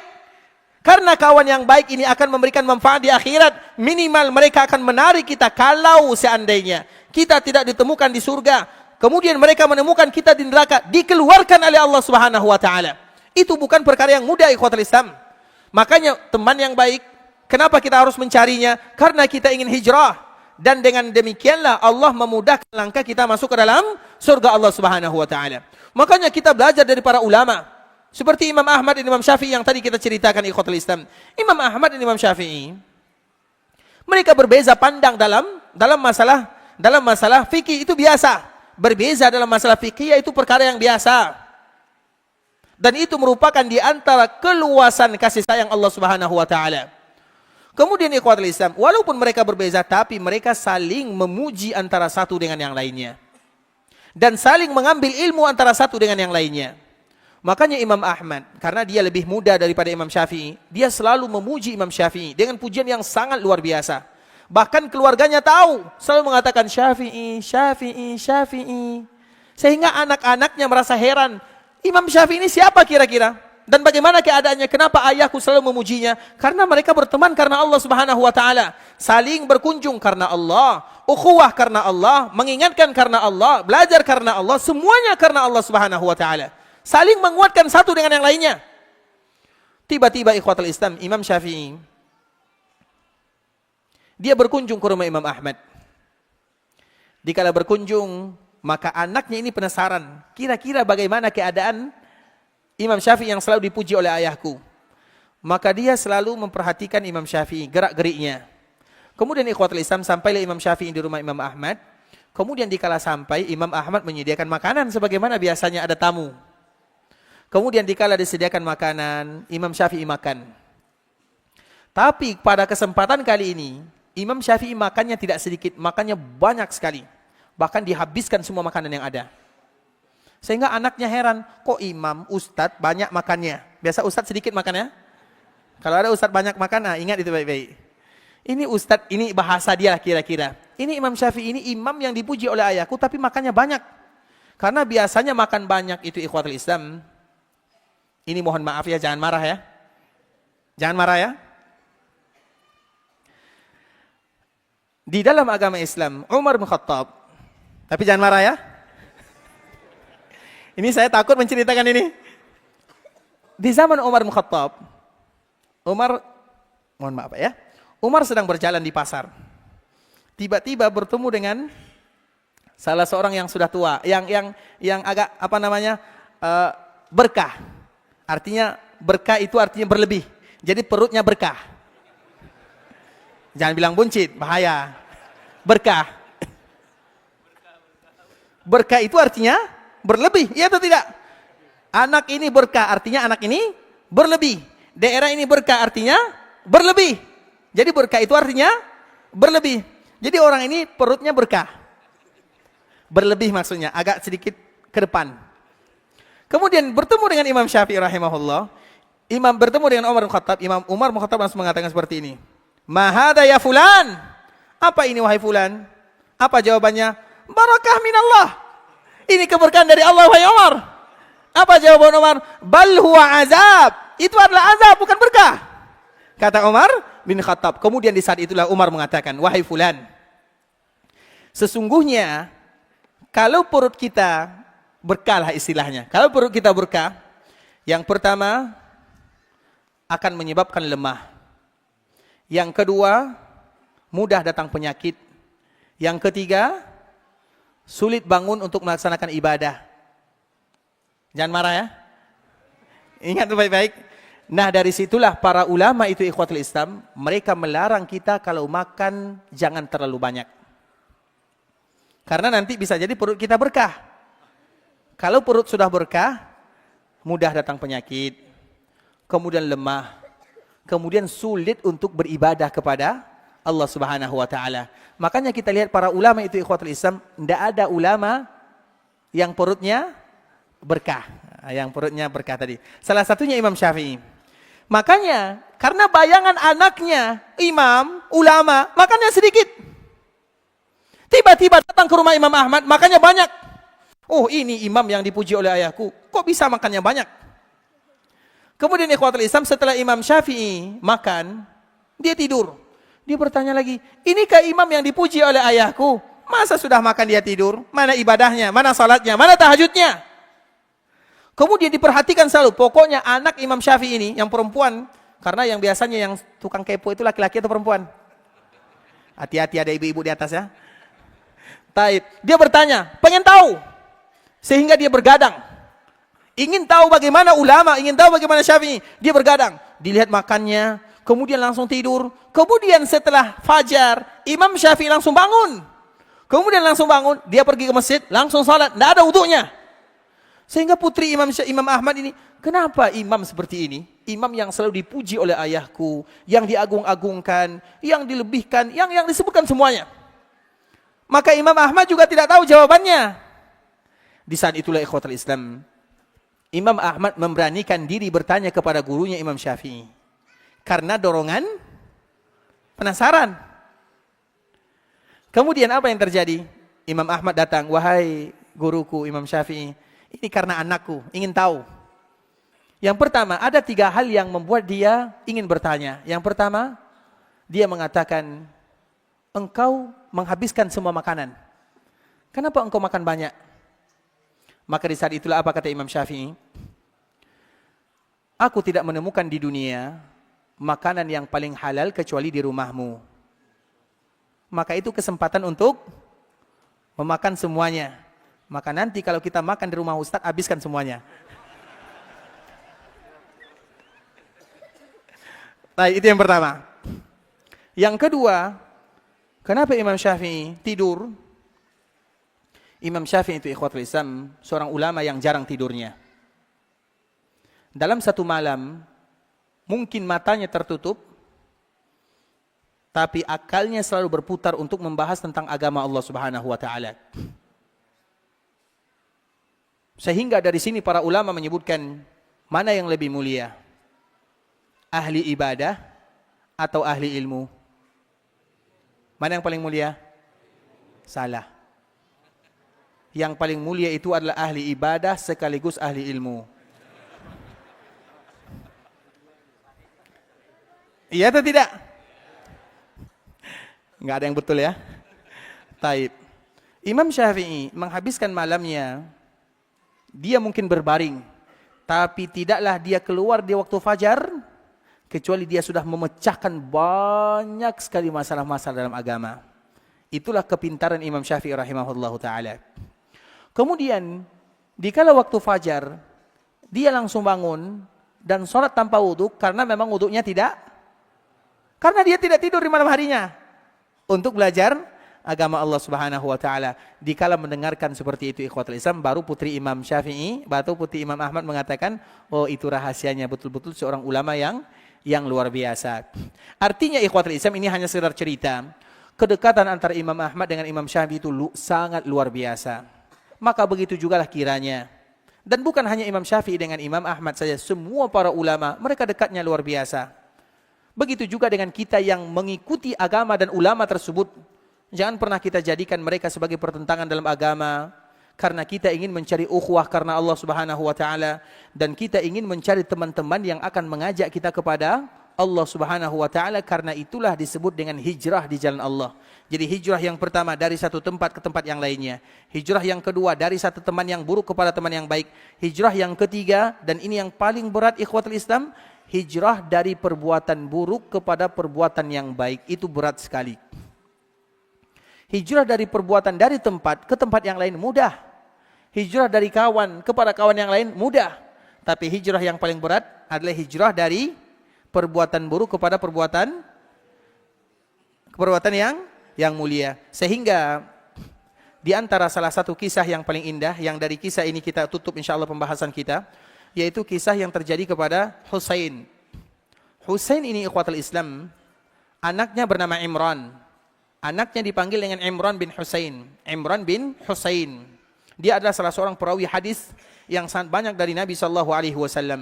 Ayahnya adalah Husain. Husain itu dulunya adalah orang yang tidak beriman kepada Allah, juga tidak beriman kepada Rasulullah SAW. Dia berada di dalam kesyirikan. Kemudian apa yang terjadi? Nabi bertemu dengannya. Maka Nabi bertanya kepadanya, "Ya Husain, kam ilahan ta'bud?" Berapa Tuhan yang kau sembah? Kata Nabi kepada Husain, yang mana Husain pada waktu itu masih berada di dalam kesyirikan. Ketika Nabi bertanya, "Kam ilahan ta'bud?" Berapa Tuhan yang kamu sembah? Maka Husain mengatakan, "Sittatun fil ardi wa wahidatun fis sama." Tuhan yang aku sembah 6 di bumi, 1 di langit. Jadi Husain dikala ditanya oleh Nabi, "Kam ilahan ta'bud?" Berapa Tuhan yang kamu sembah? Maka dia mengatakan, "Sittatun fil ard." Tuhanku ada 6 di bumi. Yang namanya orang musyrikun. Tuhannya banyak. Wa wahidatun fis sama, dan 1 di langit. Apa maknanya? Agar kita tahu, orang-orang musyrikun, mereka menyembah Allah atau tidak? Mereka menyembah Allah, tapi mereka juga menyembah selain Allah. Maka disebut dengan musyrikun. Musyrikun itu apa artinya? Mensyarikatkan Allah. Dia menyembah Allah, iya. Jangan kita beranggapan orang-orang musyrikun tidak menyembah Allah. Tidak. Mereka menyembah Allah, tapi mereka juga menyembah selain Allah Subhanahu wa taala. Bahkan kalau seandainya kita mengatakan orang musyrikun, terkhusus orang-orang Mekah, zaman jahiliyah, mereka tidak beribadah kepada Allah, mereka menyembah berhala, salah. Yang mengatakan salah bukan kita.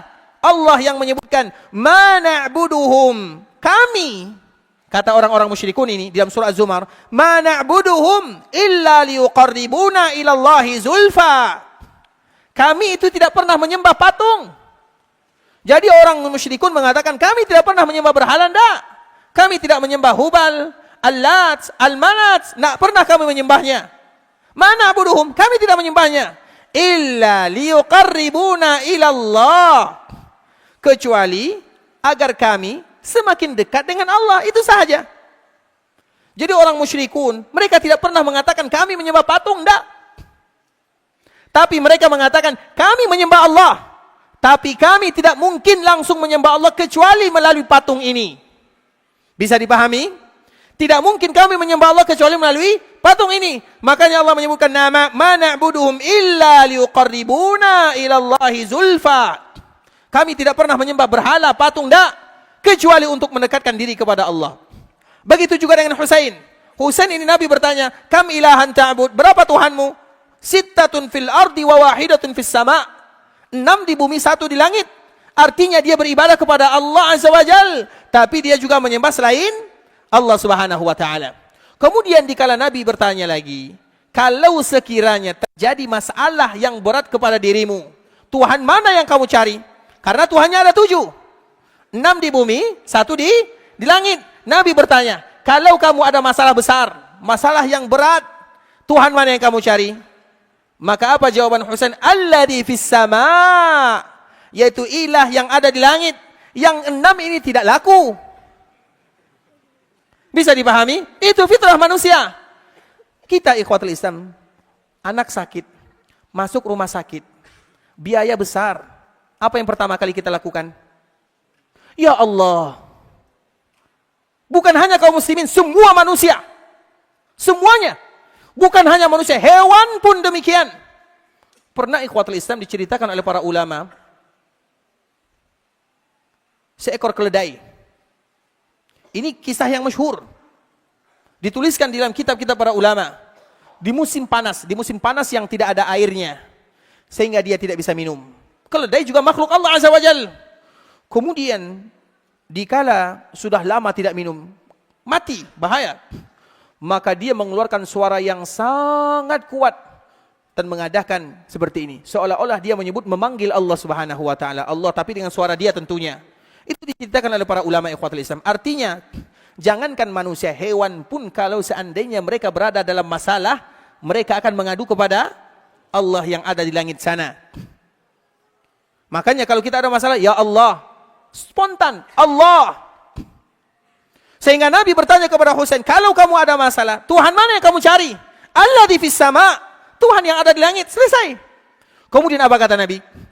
Maukah kamu aku ajarkan, kalau kamu mau masuk Islam, aku ajarkan kepadamu kalimat yang akan memberikan kepadamu manfaat dunia dan akhirat. Setelah Nabi mengatakan kalimat ini, maka Nabi meninggalkan Husain. Husain penasaran. Sehingga pada akhirnya tertarik dirinya untuk masuk ke dalam agama Islam. Dikala dia masuk Islam, ikhwatul Islam, yang pertama kali dia lakukan, dicari Nabi. Kemudian dikatakan, ya Rasulullah, bukankah dulu kamu mengatakan kepadaku, kalau kamu masuk Islam, aku ajarkan kepadamu 2 kalimat yang memberikan manfaat dunia dan akhirat. Mana kalimatnya? Maka di saat itulah Nabi mengatakan, ucapkanlah, Allahumma alhimni rushdi wa a'izni syarra nafsi.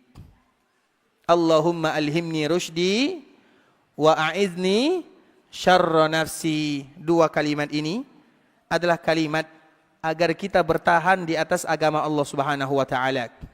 Kita tidak kuat beribadah kalau bukan kekuatan dari Allah. Kita tidak akan kuat salat kalau bukan pertolongan dari Allah. Kita tidak akan kuat berdoa kalau bukan bantuan dari Allah. Kita tidak akan pernah bisa beribadah kepada Allah kecuali Allah yang memudahkan kita beribadah. Kalau demikian keadaannya, minta kepada Allah, mohon kepada Allah Azza wa Jal, maka seorang muslim tidak akan pernah melewatkan 2 kalimat ini. Seolah-olah dikala Husain masuk ke dalam agama Islam, pertanyaannya, ya Rasulullah, mana kalimat yang akan membuat aku bertahan di dalam agama, agar aku kuat beribadah, agar aku senantiasa hijrah berada dalam agama Allah Azza wa Jal, berada dalam kebaikan, meninggalkan keburukan. Inilah kalimat yang harus dibaca. Seorang muslim tidak akan pernah terlepas dari kalimat-kalimat yang indah. Dan tidak ada kalimat yang paling indah kecuali bahasa yang keluar dari lisan baginda Rasulullah sallallahu alaihi wasallam. Maka di antara doa yang paling bagus, Allahumma alhimni rushdi wa a'izni syarra nafsi. Ya Allah, mudahkan aku untuk beribadah dan jauhkan aku dari kejahatan diriku. Makanya nanti kalau kita tidak bisa mengucapkan dengan bahasa Indonesia, boleh dengan bahasa Arab. Apa? Bukan terbalik, kita yang tidak hafal, ngaku saja. Sudah hafal doanya? Berarti hari ini kita ada 2 doa yang sangat bermanfaat ya. Yang pertama, Allahumma ahina muslimin wa tawaffana muslimin wa alhiqna bisalihin. Agar kita kuat beribadah kepada Allah. Beribadah tidak mudah, berat. Butuh air mata yang harus menetes. Butuh perjuangan. Orang sedang misalnya enak-enakan dengan dunianya, kita harus ke masjid. orang-orang dengan dunia luarnya, kita dengan gaya yang diinginkan oleh Allah Subhanahu wa taala. Tidak ringan ikhwatul Islam. Maka doa yang kedua yang akan mendukung kita, Allahumma alhimni rusydi wa a'izni syarra nafsi. Allahumma alhimni rusydi. Allahumma alhimni rusydi wa a'izni syarra nafsi. Sudah hafal? Ada yang hafal? Sila, Masya Allah. Artinya?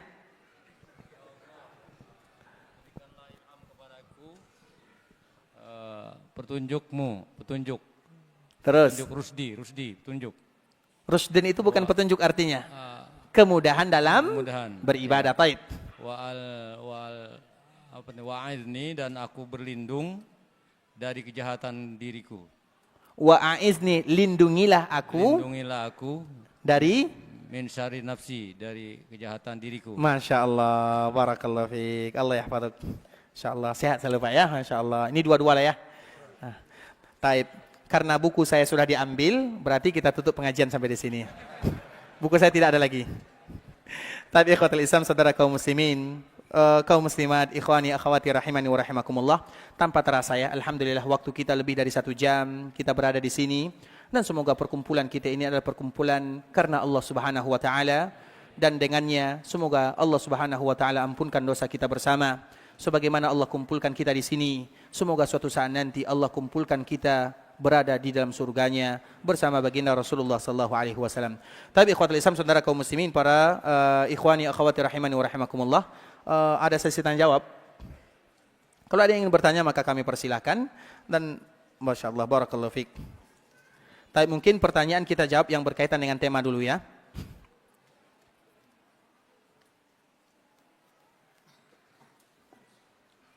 Barakallahu. Baik, bagaimana hukumnya melakukan yang tidak berkaitan dengan tema, nanti kami undur ya. Kami undur, bukan tidak mau menjawab, tapi kami undur dulu. Assalamualaikum warahmatullahi wabarakatuh. Buku Makkah itu apa? Apa arti bagian Madinah? Siapa yang bertanya? Buku Makkah apa? Apa arti piagam Madinah? Ada, ini siapa yang bertanya? Tidak menjadi masalah, karena yang bertanya nanti saya kasih hadiah. Karena ada buku berkaitan dengan Mekah, ada juga berkaitan dengan Madinah. Karena jawabannya mungkin panjang ya. Jadi daripada saya menjawab, lebih baik dia baca buku. Itu tujuannya. Makanya saya tanya apa itu yang bertanya. Nanti kalau ada yang bertanya tentang masalah ini silahkan datang. Karena jawabannya panjang. Buku Makkah itu apa? Dan apa itu piagam Madinah? Mungkin piagam Madinah ini lain dari yang lain ya. Piagam Madinah disebut dengan piagam Madinah. Itu adalah perjanjian Nabi dengan orang-orang Yahudi yang ada dalam kota Madinah. Karena kota Madinah itu dulunya tempatnya orang-orang Yahudi. Ketika Nabi masuk ke kota Madinah, maka tentunya Madinah sudah menjadi kampung bersama. Maka disebut dengan piagam Madinah. Artinya semua mereka yang tinggal di kota Madinah, walau berbeda agama, tapi sama-sama menjaga kota Madinah. Begitu juga dengan kaum muslimin. Kita tinggal di sini. Ada yang muslim, ada yang bukan. Tapi selama ini merupakan tempat kita, daerah kita, negara kita, wajib bagi kita untuk menjaganya. Itu sudah dilakukan dulu, mulai dari zaman dahulu kala. Dan contohnya adalah baginda Rasulullah sallallahu alaihi wasallam.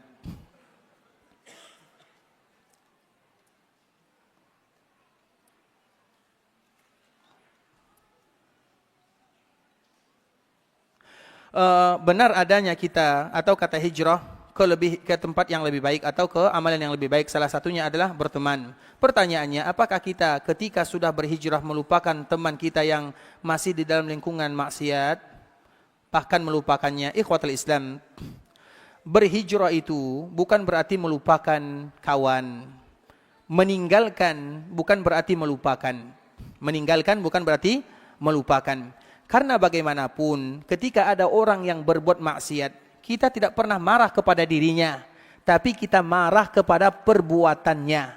Yang kita marahi itu adalah maksiatnya. Itu harus kita bezakan. Ketika kita berhijrah dari kawan kita, berhijrah bukan dari dirinya, tapi dari amalannya, perbuatannya. Daripada kita yang diajak, lebih bagus kita yang meninggalkan. Itu makna daripada kalimat berhijrah. Makanya kalau ada di antara kita yang bisa kuat berdakwah kepada kawannya, saling beribadah kepada Allah, lakukan. Jangan tinggalkan dirinya. Karena bisa jadi, ingat ikhwatul Islam, orang nanti di akhirat, ini kaedah di akhirat. Yubassarunahum, di dalam surah Al-Ma'arij, yubassarunahum yawaddul mujrimu law yaftadi min adabi yawma idim bibani wa sahibatihi wa akhi wa fasilatihi allati tu'wi wa man fil ardi jami'an thumma yunjih. Itu kaidah di akhirat. Kaidah di akhirat, kita akan mencari mangsa. Semua kita mencari mangsa. Ya Allah, gara-gara dia aku tidak beribadah, masukkan dia juga ke dalam api neraka. Padahal kita mau melangkah menuju surga. Seorang ayah begitu juga. Ya Allah, anakku. Seorang anak mengatakan, ya Allah, ayahku. Seorang teman mengatakan, ya Allah, temanku. Jadi di akhirat, kita akan mencari mangsa. Al-akhillau yawma idin ba'duhum li ba'din adu. Kita akan menjadi musuh. Illal muttaqin. Kecuali mereka yang bertakwa. Apa makna bertakwa? Mengingatkan. Kalau ada orang yang bersalah, kemudian kita tidak mengingatkan, kita pun akan kena. Contoh yang lain. Di dalam Al-A'raf, dalam surah Al-A'raf, was'alhum 'anil qaryati allati kanat hadiratal bahr idh ya'duna fis sabt. Allah bercerita tentang Bani Israel yang mana mereka tinggal di pinggiran laut. Jadi mereka tinggal di pinggiran laut. Kemudian apa yang terjadi? Mereka terbagi 3. Karena dulu di antara hari besar orang Israel atau Bani Israel itu adalah hari Sabtu. Hari Sabtu itu adalah hari ibadah. Kalau kita hari ibadah adalah hari Jumat. Hanya saja perbezaannya, kalau hari Jumat kita boleh bekerja atau tidak? Boleh bekerja atau tidak? Boleh. Yang tidak boleh itu diusahakan tidak ada majlis ilmu sebelum sholat Jumat. Misalnya ceramah, belajar agama, itu sebelum Jumat, itu dianjurkan tidak, kecuali ada kemaslahatan. Itu saja yang dianjurkan untuk meninggalkannya. Tapi bekerja silahkan. Sampai kapan kita boleh bekerja di hari Jumat? Sampai azan kedua. Coba bayangkan, saking ringannya yang Allah minta. Kalau itu adalah umat Nabi. Sedangkan umat sebelumnya, kalau hari ibadah mereka betul-betul tidak boleh bekerja sama sekali. Orang Bani Israel, hari ibadahnya adalah hari Sabtu, tidak boleh sama sekali beribadah, tidak boleh. Nah, Allah ceritakan kisah mereka ini dalam Al-Quran. Was'alhum 'anil qaryati allati kanat hadiratal bahr. Tanya, kisahkan, sampaikan cerita orang yang tinggal di samping atau di pinggiran laut. Iz ya'duna fis sabt. Ketika mereka dilarang untuk bekerja di hari Sabtu, mereka tidak boleh bekerja di hari Sabtu. Berarti sore Jumat, petang Jumat sudah tidak boleh lagi bekerja. Sampai maghribnya. Setelah maghrib di hari Sabtu baru boleh mereka bekerja. Itu kaidah untuk orang terdahulu. Kemudian orang yang tinggal di pinggir laut ini, hari Ahad, mereka tentunya orang yang tinggal di pinggiran laut pekerjaannya adalah mencari ikan, nelayan kalau bahasa kitanya. Mereka mencari ikan, tapi tidak ada satupun ikan yang datang. Tidak ada yang mereka dapatkan rezeki kecuali sedikit. Tapi kalau sudah hari Sabtu, maka ikan berkeliaran di pinggiran laut. Seolah-olah ikan ini tahu kalau itu hari Sabtu. Kalau hari Ahad, Isnin, Selasa, sampai hari Jumat, tidak ada satupun yang datang. Tapi kalau hari Sabtu, itu semuanya datang di pinggiran laut. Dan itu juga ada di zaman umat Nabi. Ujiannya sama. Umat Nabi berhasil, umat sebelumnya gagal. Sama ujiannya. Dan kita tidak bisa menceritakan tentang di sini ya. InsyaAllah mungkin 2 tahun lagi kita ke sini lagi ya. Kemudian ikhwatul Islam, dikala Allah menceritakan ini mereka tidak bisa menangkap ikan kecuali, dan ikannya tidak ada kecuali di hari Sabtu. Apa yang mereka lakukan? Di sore Jumat mereka menggali lubang. Jadi lubang itu di pinggir pantai digali lubang. Kan biasanya kalau pantai kan ada ombaknya. Kemudian surut lagi, pasang, kan begitu kan, pantai kan. Sehingga nanti kalau airnya kemudian ada lubang, berarti ikan-ikan tidak bisa keluar dari lubang ini. Bisa dipahami? ditambah lagi dibuat apa namanya yang buat jaring. Kemudian ikhwatul Islam, ini boleh atau tidak? Boleh atau tidak?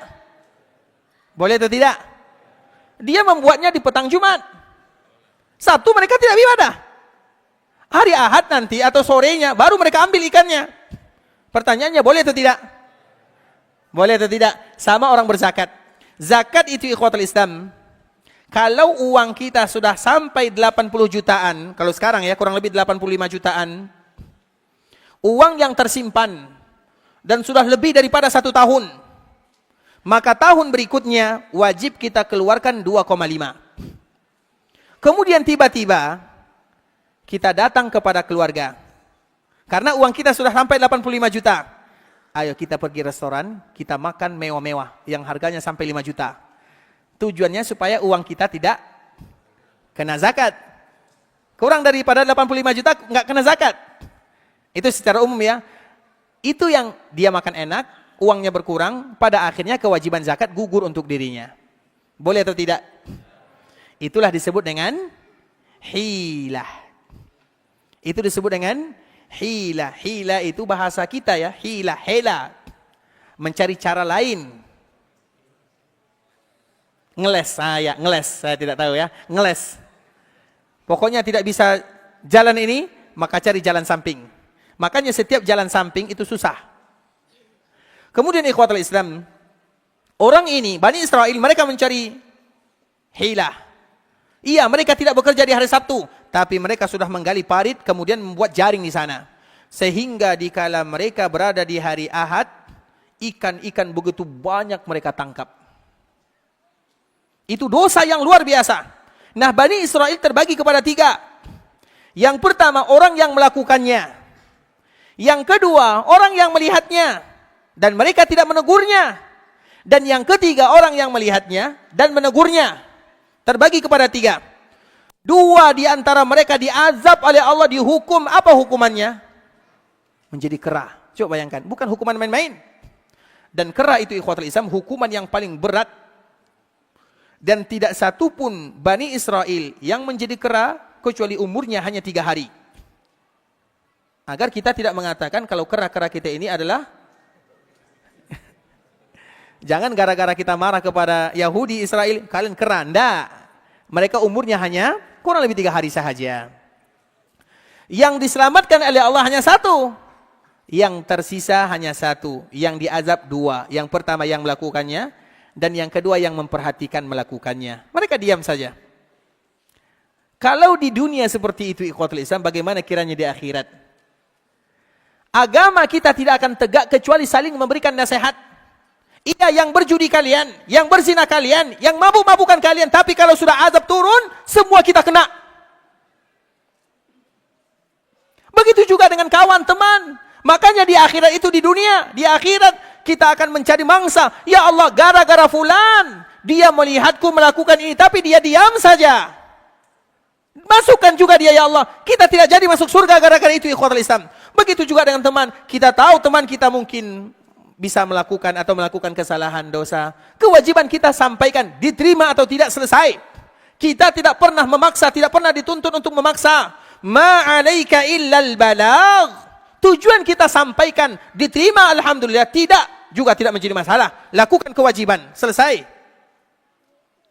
Begitu juga supaya apa ikhwatul Islam? Supaya nanti kita ada di hadapan Allah ada hujjah. Begitu juga dengan orang tua.